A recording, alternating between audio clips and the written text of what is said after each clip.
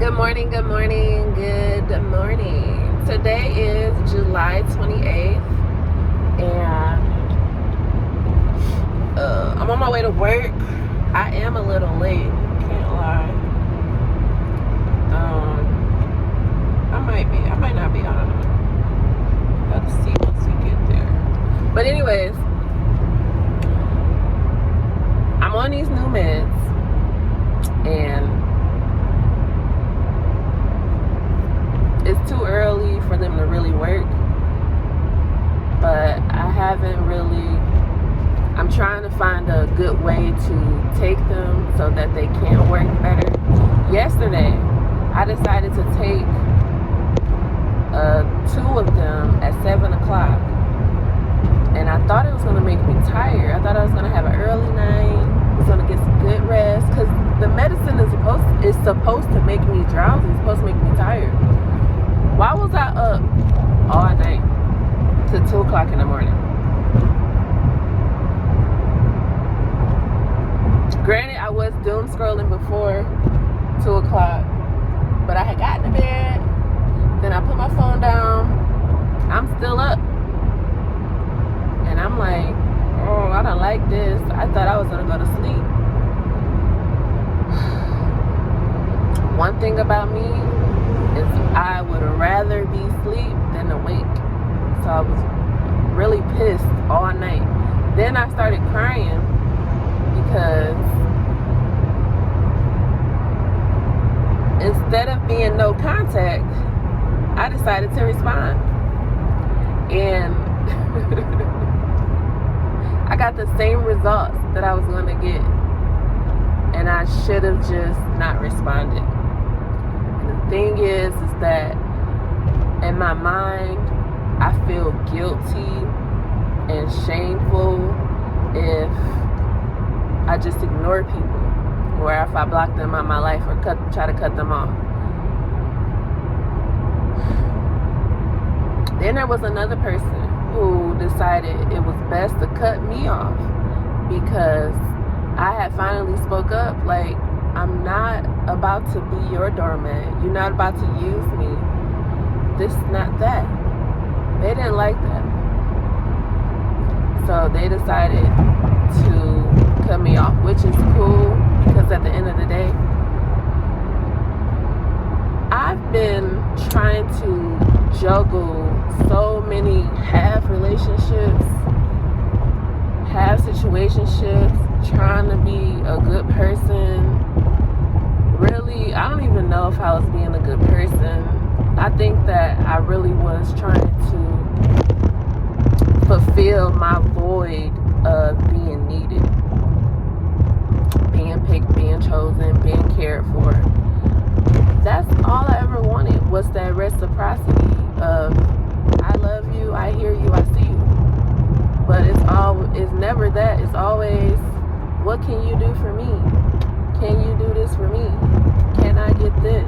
Can you do me a favor? So, honestly, I really think I need to seriously take a break from trying to talk to men, because at the end of the day, I'm not trying to, my goal is not to lock a man down and build a life. I can't for sure say that that's what I want. I did want companionship and, just being around somebody, being around the same person and getting to know them and them getting to know me, whatever. But, I don't know, I just feel like I have a lot of dysfunction residing in me, and I don't know if I'm capable of thriving in a relationship. I just been through so many disappointments and patterns of the same relationships that I don't want to keep that cycle up. So working on letting go and moving forward and focusing on myself and trying to love myself more, be more confident in myself. And I'm going to work not because I want to, but because I have to. I don't have a choice. I have to take care of myself. I have to set the standard that even when you feel like you can't do things, you have to make yourself do hard things to save yourself. Because at the end of the day, nobody's coming to save me. Nobody's gonna pay for me to live, pay for me to eat, none of that. So yeah, what's crazy is that I got a cousin who, her child just fresh 19, and she's like, yeah, I'm not about to provide and take care of him because he doesn't want to work and doesn't want to help out. And I'm just like,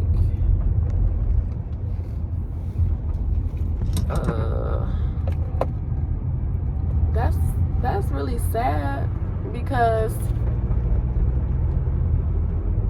so many different things could be going on, and I just feel like we are so quick to judge somebody for quitting a job, not wanting to work. They lazy, they this, they that. But I definitely believe, like, when I was younger and I was working and I was quitting those jobs, it was because I was overwhelmed, and I believe I was silently battling things in my brain and my body that I didn't even know what was wrong with me. I'm sitting up here trying to mask and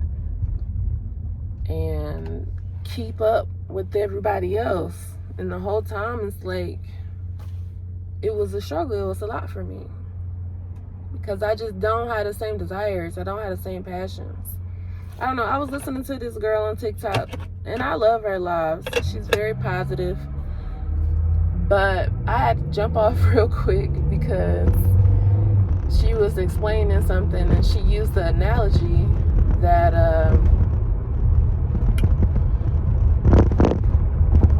basically she was saying, when you give somebody something and they don't take care of it, and then they ask for something else.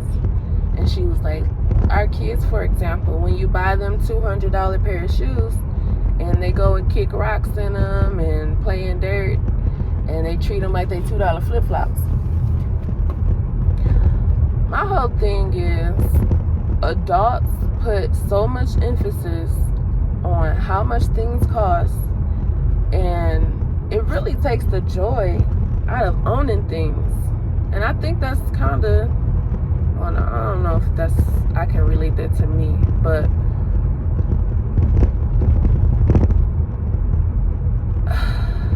I just really don't like how people place so much value into material things.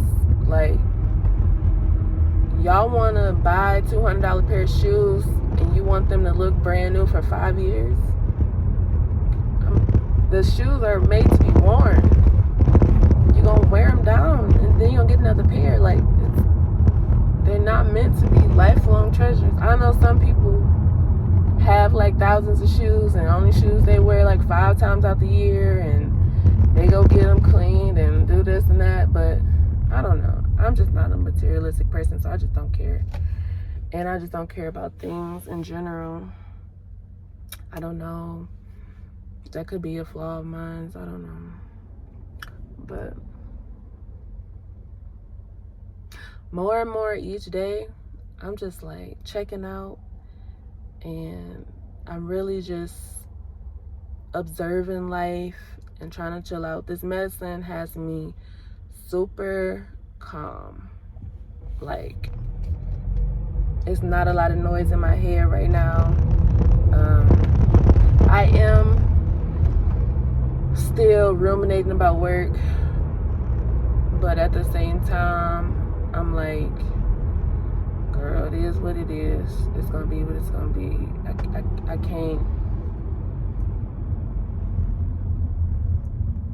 I can't put so much pressure on myself to succeed at this job, because at the end of the day, I can only do what I can with what they gave me, and what they gave me was not a lot. So it is what it is. Also, I'm not my job. I just work here. This is just something I do for income. It's not my identity. It's not who I am. And I really need to separate that and focus on externalization, which is observing things and acknowledging that things are occurring, but they are not my identity. So that's that. We're gonna have a good day. We're gonna have a good day on purpose. And I did notice last night that I get triggered easily, and because I never really have space to express my anger, whenever something happens, I immediately get in defense mode and I react irrationally, because I feel it's justified, because I'm not always angry. But that's actually unhealthy, and I'm realizing that now, and I'm gonna do the work to heal that part of me. So now that I know, it's time to get to it and just focus on myself and continue to pour into myself and just worry about myself. That's all I got.